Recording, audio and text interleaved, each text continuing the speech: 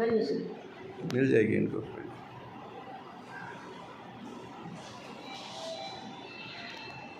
Good morning everyone, मेरा नाम फरीदा खान है और ये बिजनेस मेरे हस्बैंड शुरू किए थे रिजवान खान।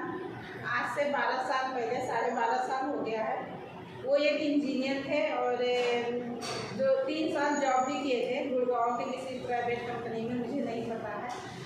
और मैं तो हाउसवाइफ थी, बहुत पसंद था घर में रहना, ज़िंदगी बहुत अच्छी चल रही थी। और सर के बैकग्राउंड थोड़ा सा बताऊँ, बहुत मतलब क्या कहेंगे, मिडिल क्लास होते हैं ना, लेकिन वो भी एकदम वैसे मिडिल क्लास के बहुत ज़्यादा कर्ज में डूबे थे। तो उनको एक बात समझ में आ गई थी कि अगर हमें अपनी ज़िंदगी बदलनी है तो हमें कुछ और एक्स्ट्रा काम करना पड़ेगा, पार्ट टाइम कुछ ना कुछ करना पड़ेगा। तो वो देखते थे कि हमें जॉब से जो टाइम फ्री होता है क्या कर सकता हूँ। तो उनको भी कोई दोस्त बताया नेटवर्क मार्केटिंग के बारे में।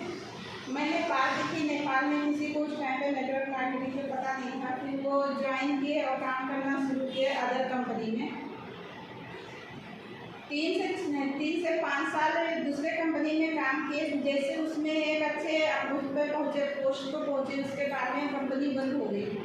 6 महीने तक बहुत सारे ऐसे बिजनेस किए, उसमें भी कोई सफलता नहीं मिली। फिर हेल्थ इशू जब था कुछ कोई बताया वेस्टीज के बारे में, और वेस्टीज शुरू कर किए हेल्थ इशू से।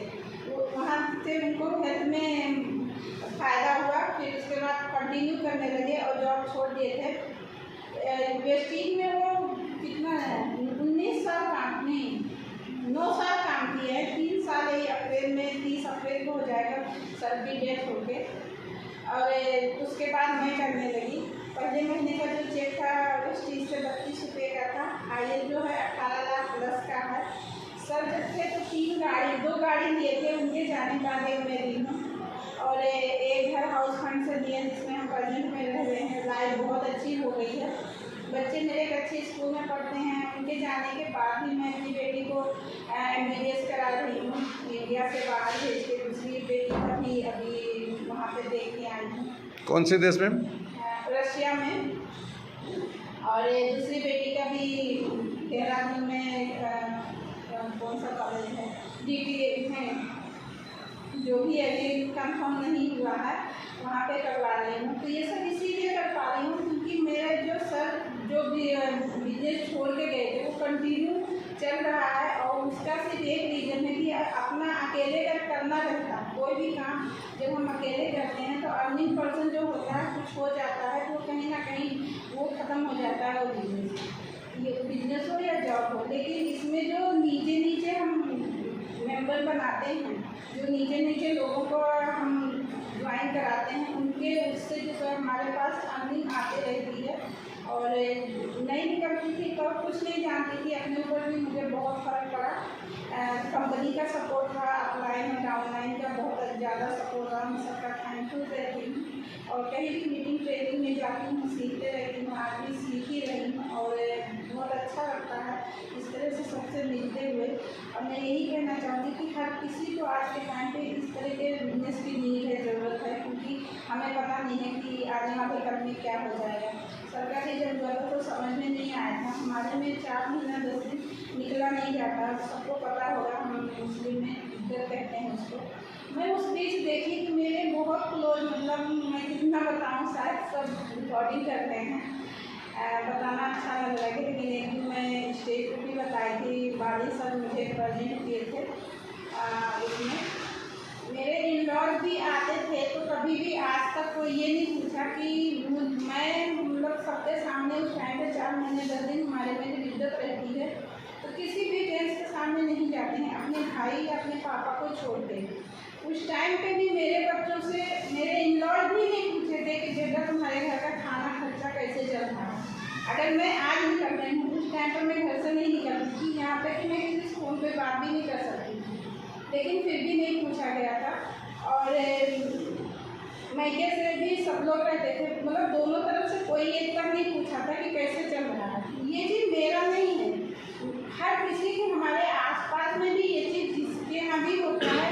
लोग रिश्ते इसलिए छोड़ देते हैं, लोग रिश्तेदारी इसलिए छोड़ देते हैं कि ऐसा ना हो वो मुझसे 10 रुपये मांग मान लें। और इस यहीं पे हमारे कितने भी क्लोज रिश्तेदारी रहता है वो ख़त्म हो जाता है। भाई भाई दुश्मन हो जाते हैं। ऐसा नहीं कि एक दूसरे से प्यार नहीं रहता है, लेकिन उनकी जो मजबूरी रहती है, अगर हमारे पास हमारा मान लीजिए कोई भी जॉब है 10,000 का है, तो आप लिस्ट बनाइए, वो खर्चा आपका 15,000 का होगा। 5% एक्स्ट्रा खर्चा हम हर महीने करते हैं। जो भी आपका अगर 1 लाख से कम इनकम है तो 5% हम एक्स्ट्रा खर्चा करते हैं। अब वो 5% हम अगर एक्स्ट्रा करते हैं तो किसी और का मैं अगर सपोर्ट कर रही हूँ तो वहाँ उनका कैसे करूँगी? इसलिए लोग भाई भाई भी दूर हो जाते हैं।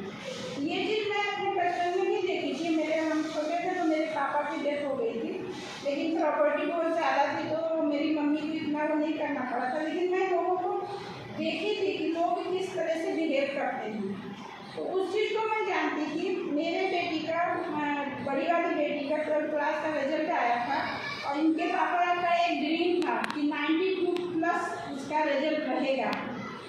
हाई स्कूल में थोड़ा सा वो हो गया था और एग्जैक्ट उतना ही रिजल्ट आया था तो मेरी बेटी रोने लगी। हमें वो नहीं हुआ था खुशी।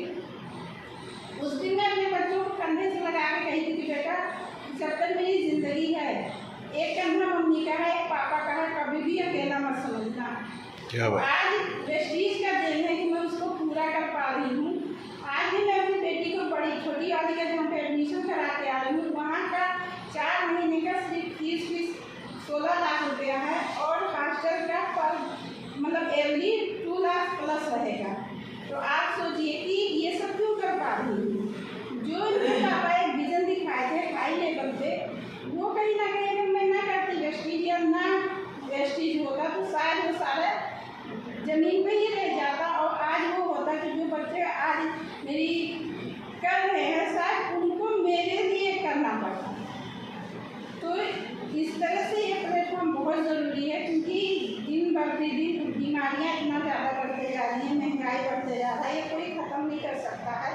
उसके लिए आज हमें अवेयर होना पड़ेगा और खानदान में कहिए या अपनी जनरेशन में कहिए, एक ना एक को तो बहुत टफ डिसीजन लेके मेहनत करके अपने आने वाली पीढ़ी को कुछ ऐसा देना पड़ेगा कि उनको अपने बच्चों के लिए इतना संघर्ष ना करना पड़े।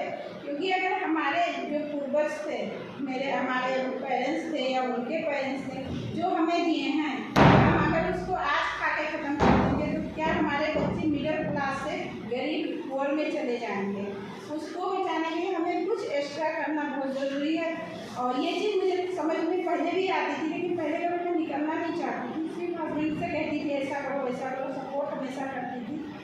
और जब ये सब चीज़ें हुआ तो ये समझ में आया कि मुझे करना है, अपने बच्चों को मुझे वो ज़िंदगी देना है जो उनके पापा चाहते थे। और बहुत अच्छा लगता है। एक भी चीज़ समझ में ये भी आया था कि एक प्लेटफॉर्म है, अगर आज सब कुछ मुझे ही करना है तो इसी प्लेटफॉर्म पर चलते मैं क्यों ना करूँ।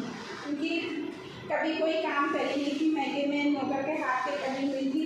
यहाँ पे आई तो यहाँ पे भी ये था कि अपना करना नहीं था, घर में मिलता था खाने को।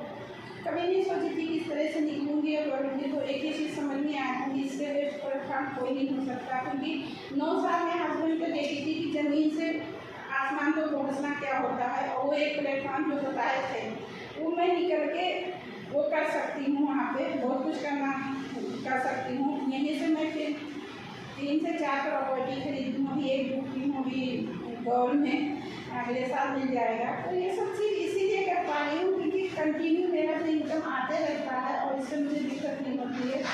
और अगर वो ना शुरू किए होते तो शायद बहुत मुश्किल हो जाती। तो आप सबसे भी यही कहना चाहूँगी कि बहुत ज़रूरी है इस तरह के एक प्लेटफॉर्म ज़रूर अपने फैमिली के लिए, अपने बच्चों के लिए। तो थैंक यू सो मच।